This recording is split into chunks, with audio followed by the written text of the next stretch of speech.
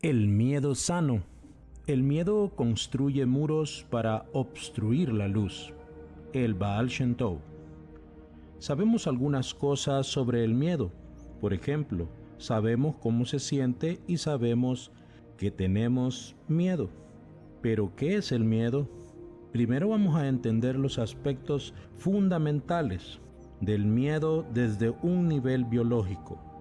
El miedo es una emoción causada por la percepción de un peligro o una amenaza que ocasiona un cambio en nuestras funciones metabólicas y orgánicas.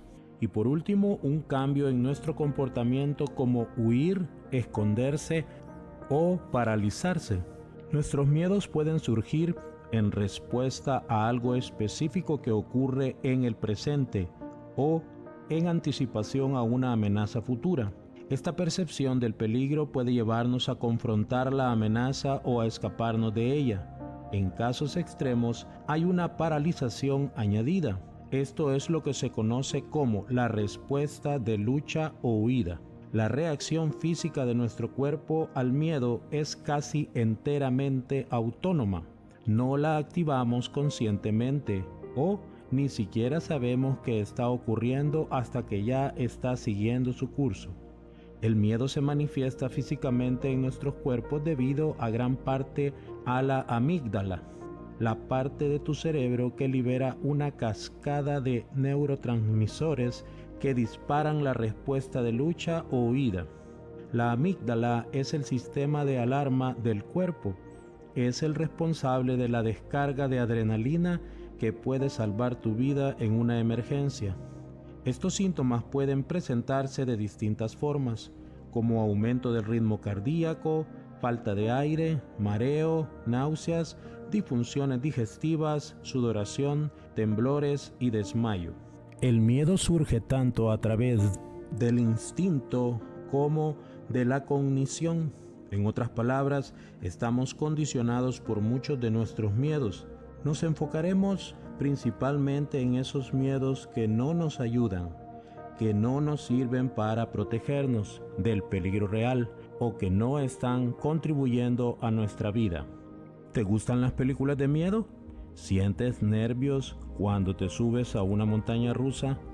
¿Disfrutas visitar casas embrujadas en Halloween?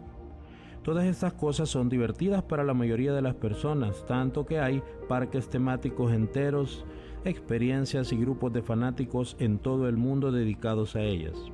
El miedo sano nos ayuda a discernir entre las situaciones seguras y las peligrosas. Nos resulta divertido crear ambientes seguros en los que podamos experimentar un miedo sano. El miedo sano es un regalo que nos brinda a cada uno de nosotros y que típicamente se manifiesta como una respuesta instintiva y visceral a una amenaza física. Necesitamos este tipo de miedo para nuestra supervivencia y protección. Por ejemplo, si estás parado al borde de un precipicio, el miedo sano empieza a surgir y te advierte que debes retroceder. Evita que caigas por el acantilado, de igual forma que evita que acerques demasiado la mano al fuego. Piensa en alguna ocasión en la que se activó la respuesta de tu miedo sano. ¿Cuáles fueron las circunstancias? ¿Cuál fue el resultado? El miedo sano es nuestro propio guardia de seguridad incorporado, pero su dualidad es evidente y también curiosa. Si este miedo nos mantiene a salvo, ¿por qué nos ponemos en situaciones deliberadamente que disparan su respuesta? Esto nos lleva de regreso a la respuesta física. La adrenalina aumenta tu ritmo cardíaco y tu presión sanguínea, dándote así un aumento de energía, cosa que hace que asustarte sea tan divertido. Piensa en ello como cuando aprendes a ir en bicicleta. Al principio estás asustado. ¿Y si me caigo? Luego, a medida que empiezas a aprender que tu mente y tu cuerpo empiezan a trabajar juntos para mover los pedales y manejar el manubrio, ese miedo da paso a una excitación.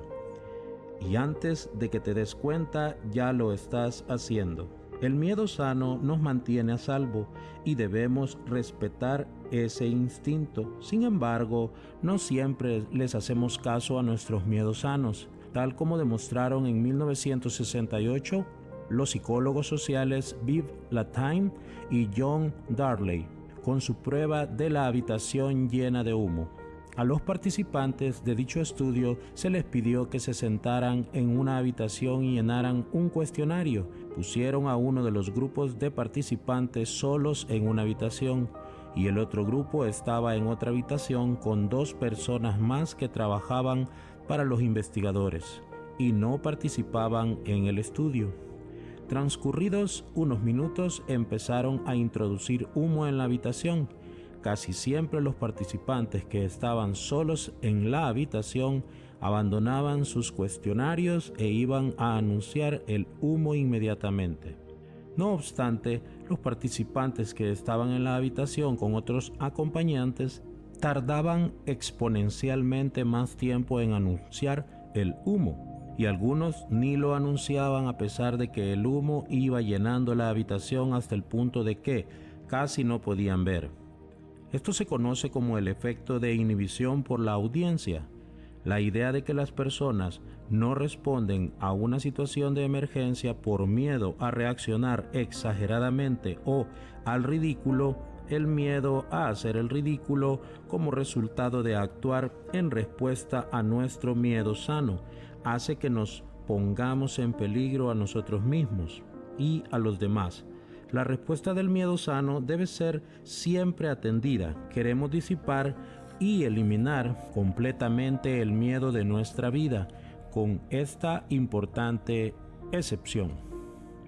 Estamos equipados con poderosas respuestas intuitivas al miedo y estas deben de ser siempre atendidas. La intuición es lo que sabemos sin saber por qué. Aquellas cosas en la vida que intuimos sin saber por qué las sabemos. La raíz latina de la palabra intuición, tueor, significa guardar, proteger. Nuestra intuición está allí precisamente por ese motivo. El hecho que no reconozcamos la fuente de nuestra intuición no significa que no sea absolutamente acertada. La mayoría de nosotros hemos experimentado la intuición como una certeza sobre algunas cosas, como por ejemplo confiar inmediatamente en alguien que acabas de conocer o sentir aversión por alguien que acabas de conocer.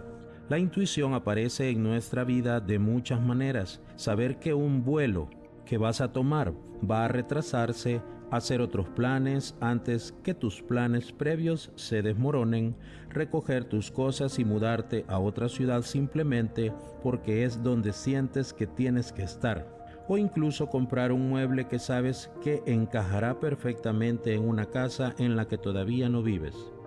La intuición se reafirma a sí misma abruptamente y con orígenes desconocidos, aunque mayormente se destina como fantasía o magia. La intuición es, al menos parcialmente, un proceso cognitivo.